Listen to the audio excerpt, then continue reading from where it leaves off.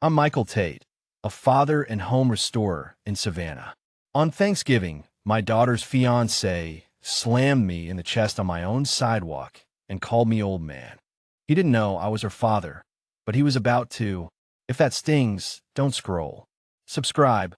Someone you love might need this warning. Freeze the frame right there. Me, breath knocked out of me, my phone skittering over cracked bricks, and him, expensive suit sharp in the glow of a Savannah street lamp, cigar smoke curling like arrogance you could smell. 30 feet away, the front door to my townhouse swung open. My daughter, my only child, stepped into the porch light holding 2 dessert plates. She saw everything in one clear, terrible second. Her voice didn't rise. It didn't need to. "Cole," she said, steady as a judge, colder than January on the river. "This ends now."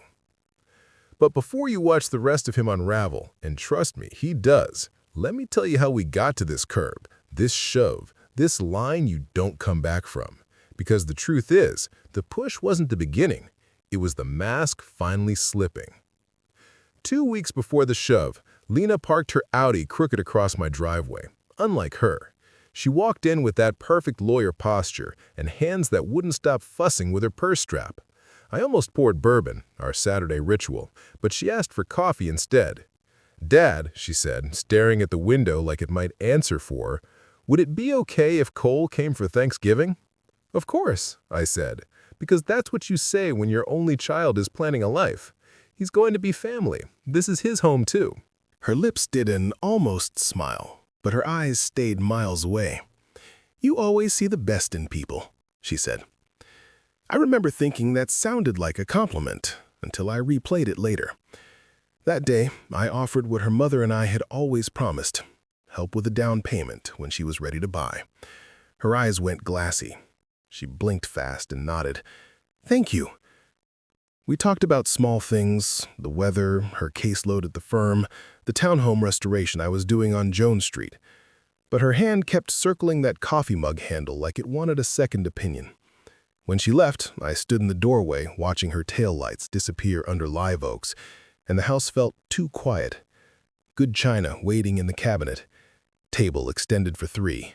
Something inside me, listening for a storm. 6 days later, the house smelled like rosemary and butter, and I had the good plates out, the ones from Lena's mother. White porcelain edged in a blue pattern I can't name, but still remember her kissing me over on our first Thanksgiving. Lena showed up in a cranberry dress that didn't look like her, and behind her came Cole Harrington, like he was stepping into his own movie. Rolex flashing, grin polished, confidence dragged around like a prop. "Mr. Tate," he said, gripping my hand a beat too long, squeezing like the handshake could be a threat. "Finally get to pick your brain. Lena won't stop bragging about you." "Welcome," I said, because Southern manners were drilled into me by a mother who said kindness is cheaper than regret. I didn't know yet that he was the type who hired kindness, then tipped it 5%. And still, I would have given him a chance. I always do.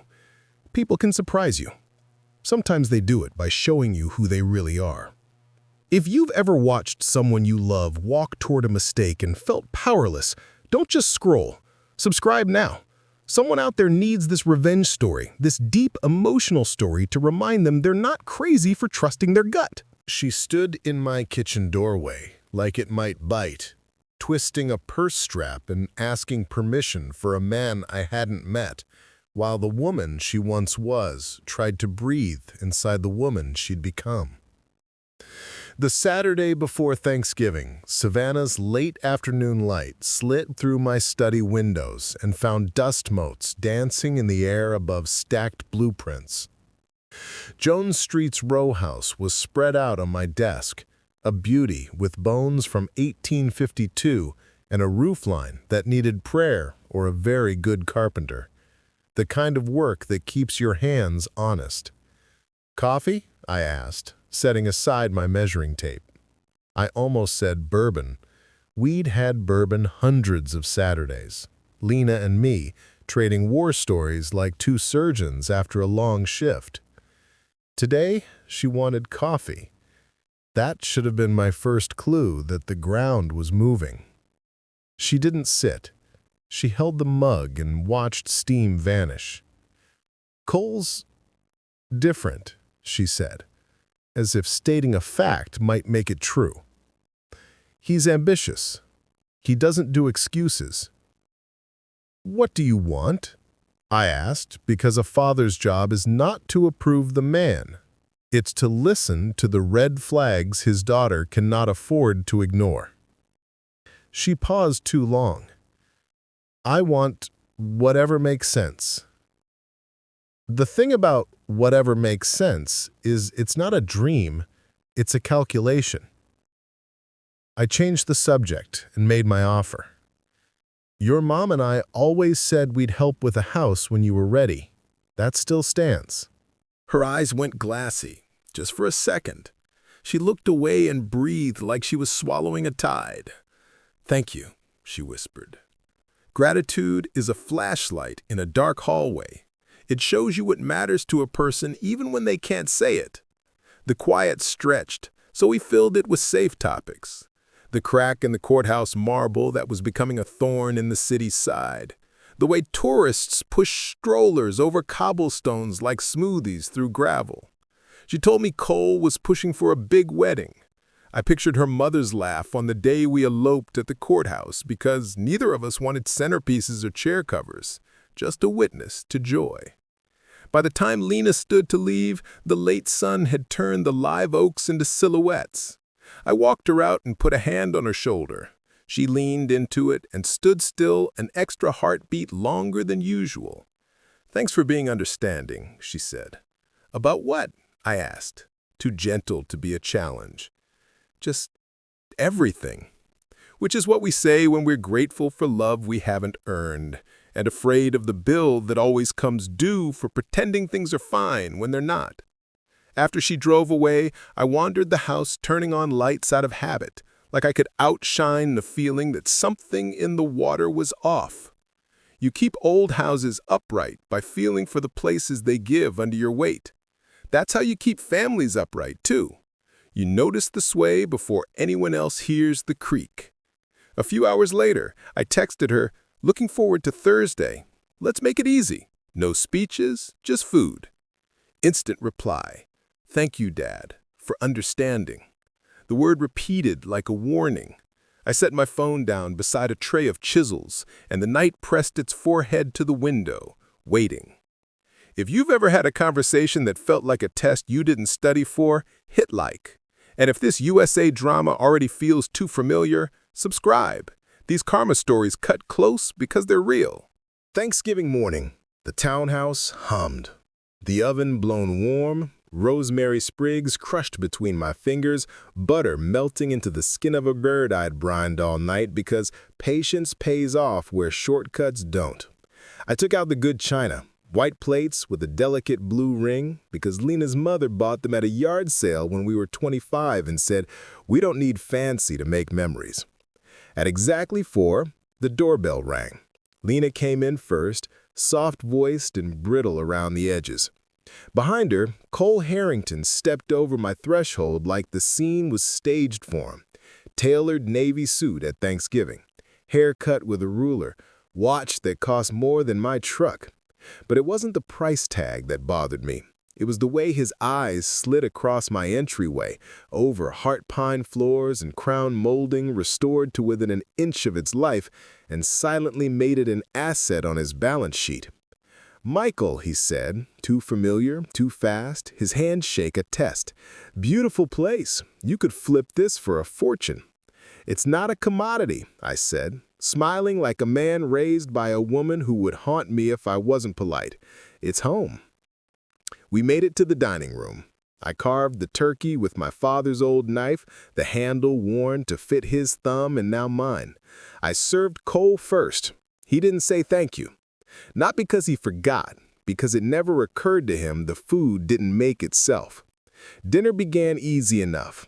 Weather, Bulldogs football, the new coffee shop near Broughton, but looked like a set designer had been given IKEA and mood lighting. Then Cole loosened his tie and started auditioning for the role of most interesting man at the table. "I'm closing a waterfront project that's going to change Savannah's skyline," he announced, gesturing with his fork so close to Lena's glass she caught it, steadying the stem like it was a tiny tree in a windstorm. 50 luxury lofts, starting at 1.5. This town's behind the times. Somebody has to shake it awake. "Savannah wakes on its own time," I said, passing him the sweet potatoes. "We don't tear down history just because fixture catalogs changed." "It's not tearing down," he said, smirking. "It's optimizing."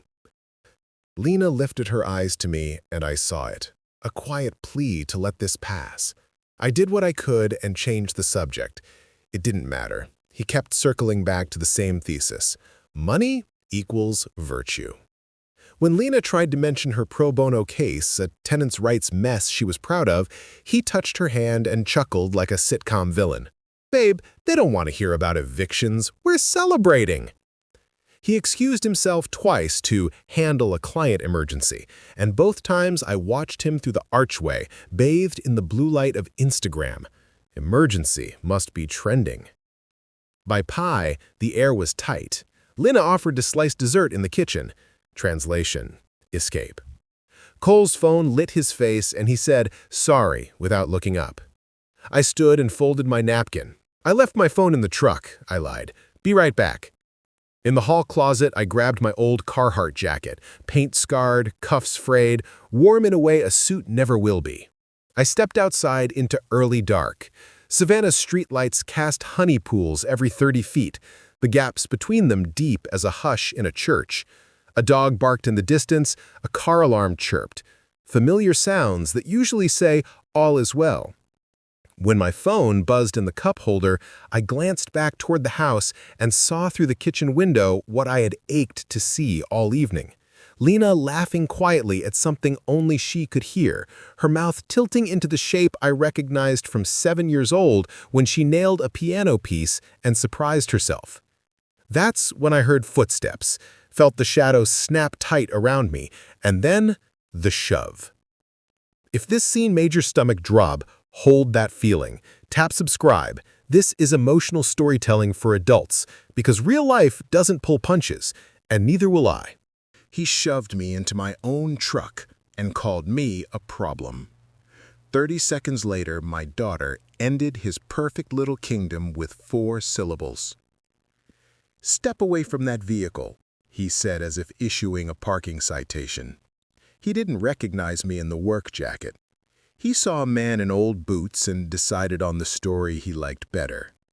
He came closer through the streetlight's flicker, leather cigar case dangling, the smell of something expensive and illegal riding the November air. "Excuse me?" I said, standing straighter.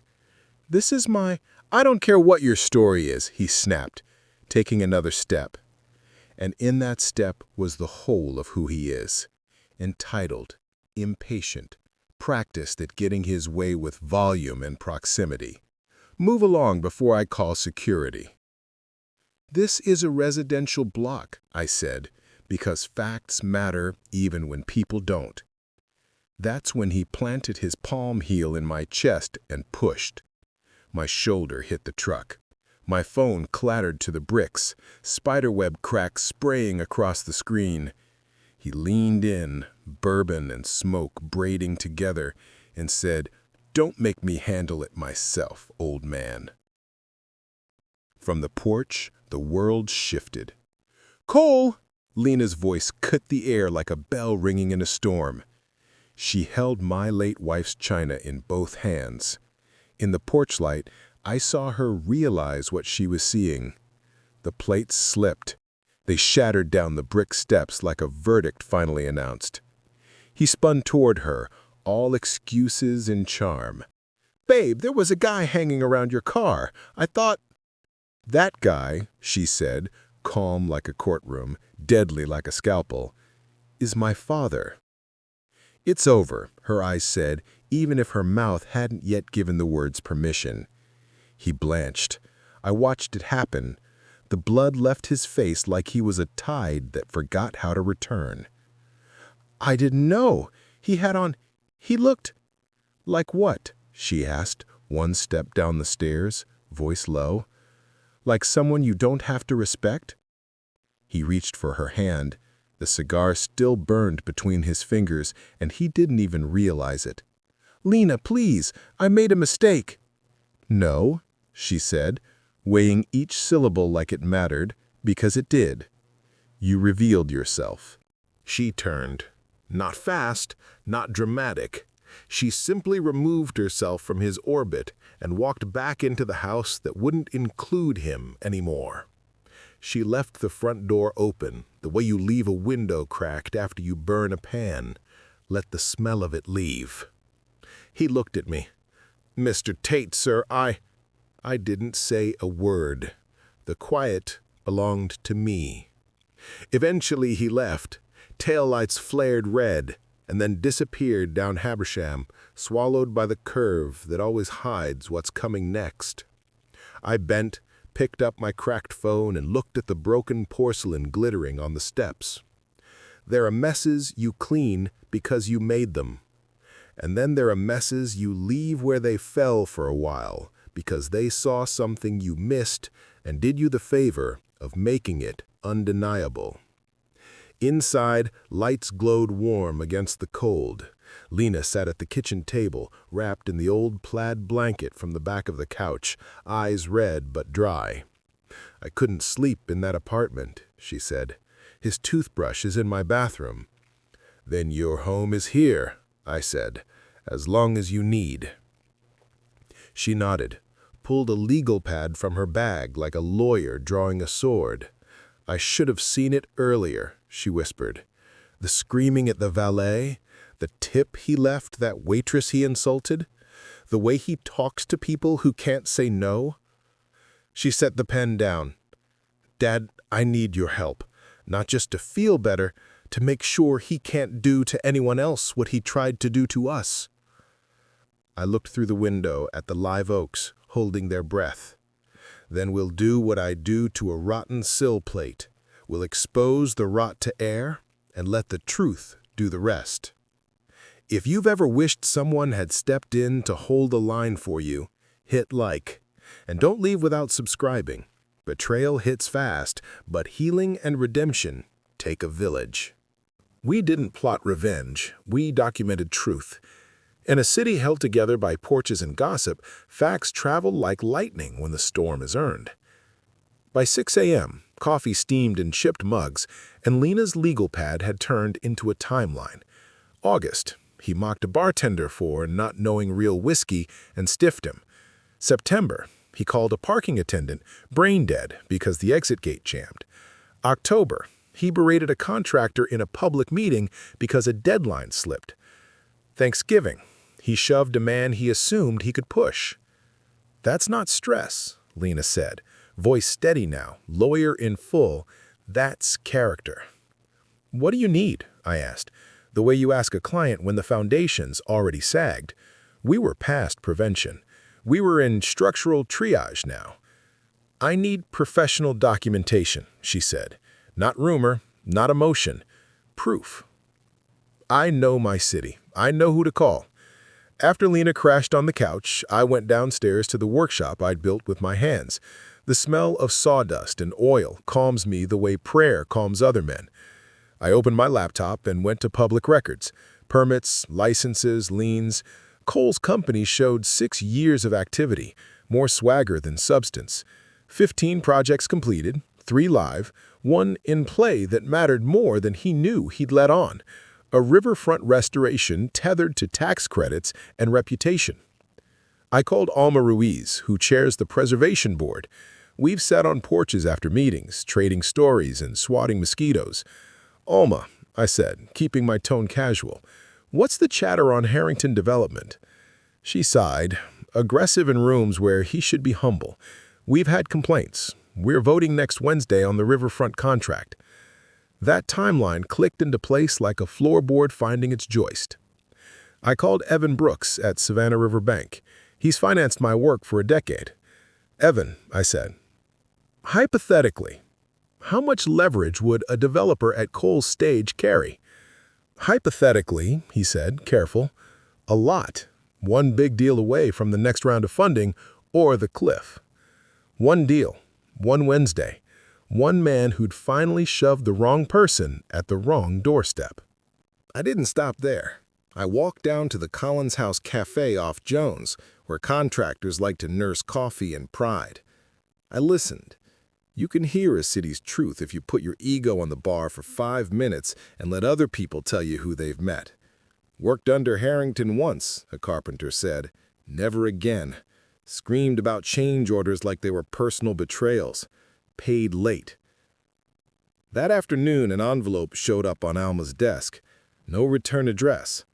A subcontractor laid out dates, invoices, the day Cole cursed a guy out for asking about overtime, and the day he blamed a timeline slip on an inspector who was out sick with a kid in the hospital. Alma checked it, then checked again. It lined up. Pain twist. Around 2, Lena's phone lit up with 12 texts from Cole in less than 30 minutes. Sorry, didn't recognize your dad. You're being dramatic. Talk to me. Let me fix this. He's rewriting the story, she said. Not apologizing, reframing. At precisely 7, his black SUV slid up to my curb. The doorbell rang 5 times in a row. We didn't answer. He ticked the bottom stair on his way down. A small violence that felt like a hymn to who he is. That night, I pruned roses under the porch light and remembered my wife's laugh when I murdered the first bush we tried to grow. You don't bully living things into blooming, she'd said. You make space. You feed. You wait. We weren't bullying anyone. We were making space for truth. If exposing the truth ever cost you sleep but saved your soul, subscribe and share this with someone who thinks love means looking away, because sometimes love means looking straight at the rot.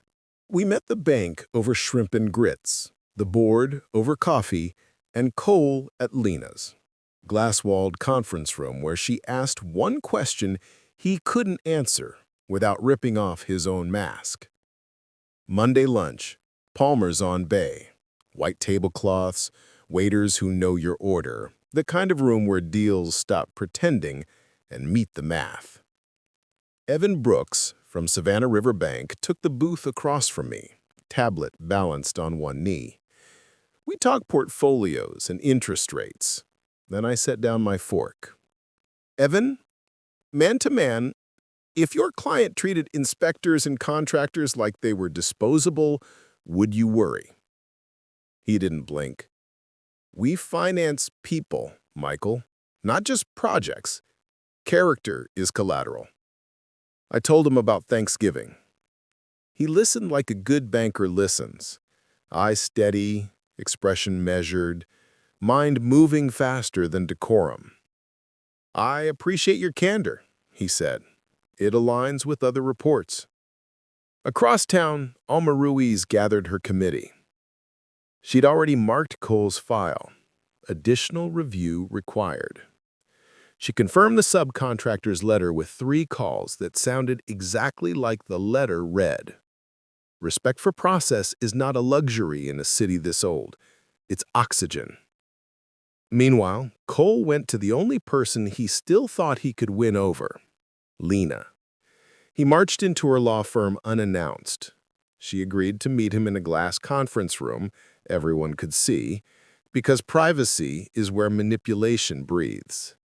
He came with roses, picked up from the bodega downstairs, stems wet against a brown paper sleeve. "Baby, I'm sorry," he said. Seats barely holding him, he was so eager to fix the version of the story that hurt him. "I didn't recognize your dad. It was dark. I was protecting your car." Lena folded her hands on the table. Would shoving a maintenance man in the same situation have been okay? "What?" He laughed, as if she'd told a joke. "Context matters." "Answer the question," she said, lawyer now. "If that man had been maintenance, would it have been acceptable?" "No, but no qualifiers. Is it okay to push and insult someone because you've decided they're beneath you?" Silence.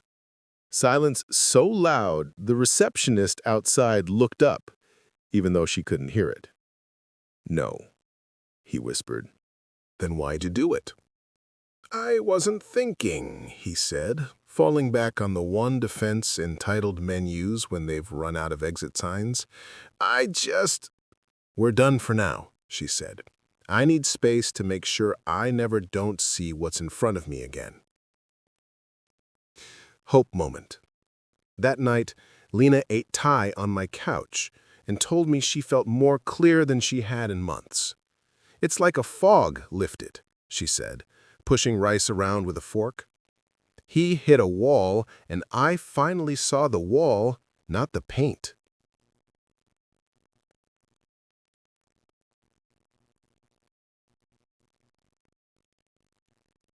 Tuesday morning, Alma's committee prepared packets.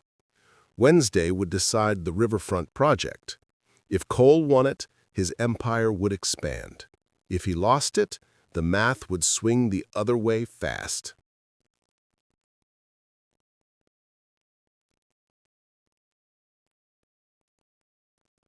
I took a slow drive by the riverfront buildings at sunrise. Brick the color of dried cherries, windows staring out at the river like they'd seen things you couldn't put in a brochure. I took photos of cornices and lintels, kissed my fingertips and touched the brick, because I am a superstitious man when it comes to structures that outlast us. I told them quietly, "We'll find you the right hands." If Lena's question in that glass room hit you in the chest, tap like. Don't leave without subscribing, because we're getting to the part where karma stories stop being theories and start being dates on a calendar. The board voted. His partner bailed. The bank sent a letter that read like a cannon blast. By Friday, he was selling his desk for pennies and learning what foundations are really made of. Wednesday afternoon, City Hall's conference room filled with the usual mix. Architects with rolled-up plans, contractors in clean boots, bankers in ties that said they had time, activists who could quote code by heart. Alma presented all 5 bids for the riverfront restoration. When she got to Harrington Development, she kept her voice level. "Competitive pricing," she said, "but evidence of unprofessional conduct gives the committee pause. Preservation requires patience and respect for people."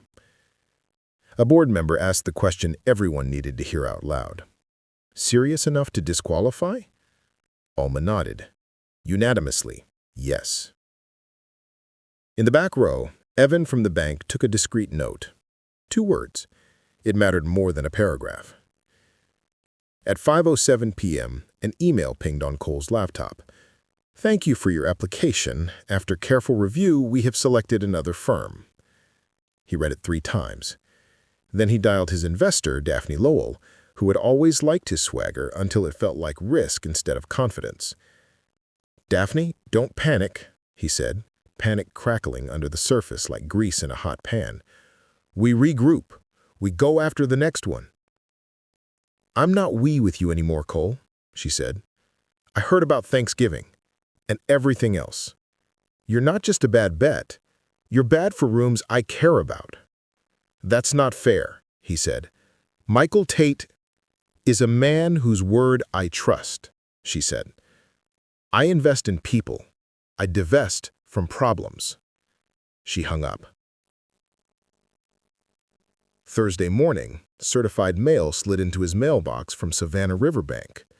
The letter was clinical, the way surgery's clinical even when it saves you by cutting you. Pursuant to Section 7.3, failure to secure the riverfront contract triggers accelerated repayment, $430,000 due within 30 days. He sat in his almost empty office with its rented furniture and staggered accounts. Business checking, $4,000. Personal, $12,000. He looked around at renderings on the wall of projects that would never happen now. A man builds his life story in frames until one day the frames are empty, and all that's left is drywall.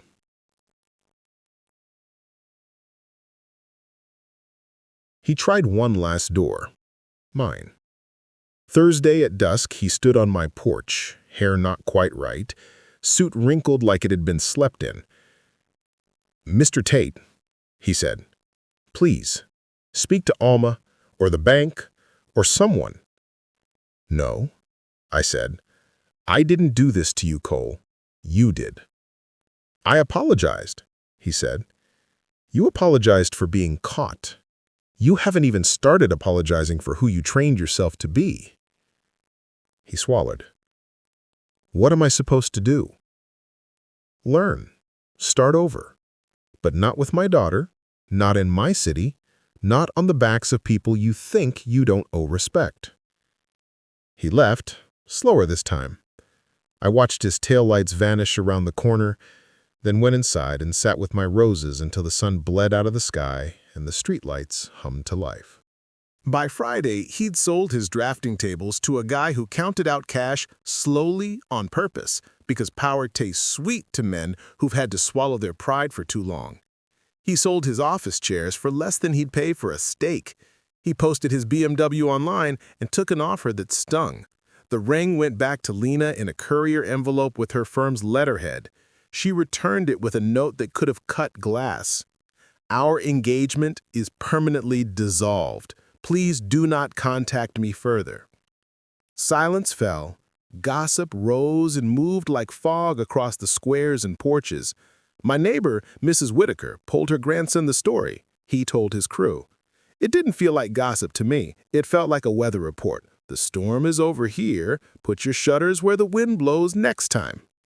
If watching arrogance hit the brick wall of consequence gives you a breath of relief, hit like. Subscribe, because the emotional payoff isn't about revenge, it's about repair. He stood on my porch in a gray sweatshirt and jeans a size too big. The expensive car was gone. A 10-year-old sedan idled at the curb.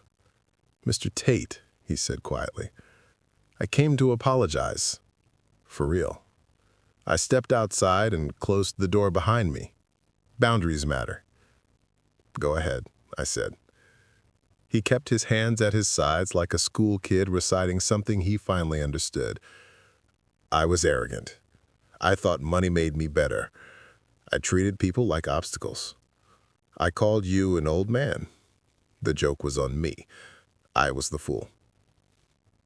I watched his face because apologizing is an art and a mirror. If you reach for absolution, you're not ready. If you ask nothing back, maybe you're starting. "I accept your apology," I said. "Not for you, for me. I don't carry this into the next season of my life. That's your load now." He nodded. "Did you plan it?" he asked after a moment. "The board, the bank, the investor, all of it?" "I didn't plan a thing," I said. "I just told the truth to people who needed it to do their job. The rest was gravity." He swallowed and stuck out his hand. We shook, brief and formal, like a business finally closed. He walked down the brick path, got into his sedan, and drove away. I didn't watch the turn this time. It didn't matter where I took him. That evening, Lena showed up with takeout in a brown paper bag and a smile that lived in her whole face again. "Pad Thai and Penang curry," she announced, grinning like the girl who once built blanket forts in the parlor on rainy Sunday afternoons. We ate at the kitchen table, where she used to do homework, and she told me about a man on her team named Ethan, who held a door for a janitor and stayed late to help an intern untangle a mess that wasn't his. "How's that going?" I asked, careful but curious. "Slow," she said, happy. "Kind. That's what I want. Kind, not glamorous." We stood on the balcony after dinner, looking out at Savannah's soft December glow. The city breathed old and steady. I thought about beams and bricks, and how some structures stand because someone loved them enough to do the invisible work. "You feel vindicated?" she asked. I shook my head. "No, I feel quiet." "Quiet?" "Like when a restoration is finished and you step back and everything sits right. Justice should feel like that. It shouldn't be a firework. It should be a house that finally stops listing. Her phone buzzed. She glanced down and smiled. "Ethan asking if I got home safe," she said, cheeks pink in the screen light. I don't cry easily, but something in my chest eased that I didn't notice had been clenched. We went inside, closed the balcony door on the river wind, and let the warmth take us. The house sighed around us the way old houses do when the people inside them are at peace. I thought about Cole and hoped, really hoped, he'd build a life on better footings. Not because I owed him, because the world doesn't need more men who think power is a substitute for decency. Moral reflection. In a country built on second chances, redemption starts with the truth, not the version that flatters, the one that hurts, then heals. We didn't engineer his fall, we just stopped holding up what was bound to collapse. If you've ever stood between what you love and what would ruin it, I see you. We hold the light steady for the people we die for. We fix what we can fix. We tell the truth where it matters. And sometimes, if we're lucky, the house holds, the family holds. We stand in the kitchen with takeout and laugh at dumb jokes, and that's enough. Don't leave without subscribing.